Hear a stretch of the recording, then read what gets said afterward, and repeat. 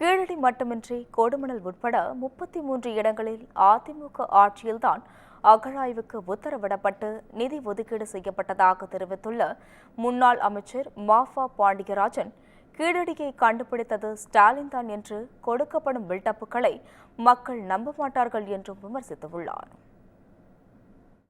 முறை அகழ்வாய்வு செய்தது புரட்சி தலைவியின் ஆட்சி, புரட்சி தமிழரின் ஆட்சி.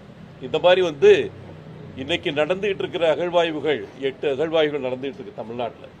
இதுக்கெல்லாம் வித்திட்டது புரட்சி தமிழரின் ஆட்சியில் தான் 15 தொல்லியல் நிபுணர்கள் தேர்ந்தெடுக்கப்பட்டார்கள் தமிழக அரசாங்கத்துக்கு. இன்னைக்கு எந்த மாநிலத்திலையும் இந்த அளவுக்கு தொல்லியல் நிபுணர்கள், அதே போல நம்ம கார்டோகிராஃபர்னு சொல்லக்கூடிய அந்த கல்வெட்டை படியெடுக்கக்கூடிய நிபுணர்கள், இதெல்லாம் அதிகமாக இருக்கிறது தமிழ்நாடு தான்.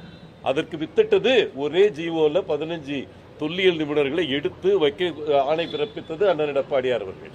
இன்னைக்கு கீழடின்னு பேசுறீங்களே, அந்த கீழடிக்கு அருங்காட்சியகம் உருவாக்கியது. முதல்ல 21 கோடி அலாட் பண்ணி அந்த இடத்துல அந்த அருங்காட்சியகத்தை திறந்து வச்சது. முதற்கட்ட பணிகள் நிறைவு பெற்று அந்த இடத்துல ரெவென்யூல பெரிய பிரச்சனை இருந்தது. அந்த விவசாயிகள் இடம் கொடுக்க மாட்டேனாங்க.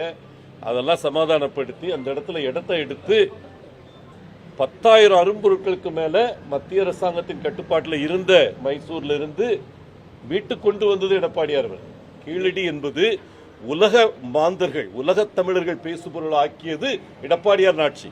10 கோடி செலவு பண்ணி அந்த உலக தமிழர் மாநாட்டை நடத்தணும், சிக்காகோல நடத்தணும். என்ன இது இருந்தது? 6,000 தமிழர்கள் வந்தாங்க. உலகம் இங்க இருக்கிற 6,000 தமிழர்கள்.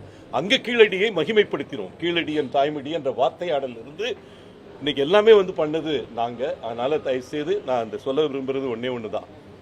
அகழ்வாய்வுகள் பொறுத்த வரைக்கும் தமிழர் நாகரிகம் தொன்மையானது என்று நிரூபிப்பதும், தமிழ் எவ்வளவு தொன்மையானது என்று நிரூபிப்பதையும் ஐயன் திருபுர எந்த சந்தேகமும் இல்லாம உலகத்திற்கு கண்டறிக்க வைத்தது அண்ணன் எடப்பாடியார் ஆட்சி. அதனால தான் அவர் புரட்சி தமிழர்னு சொல்றோம். இன்னைக்கு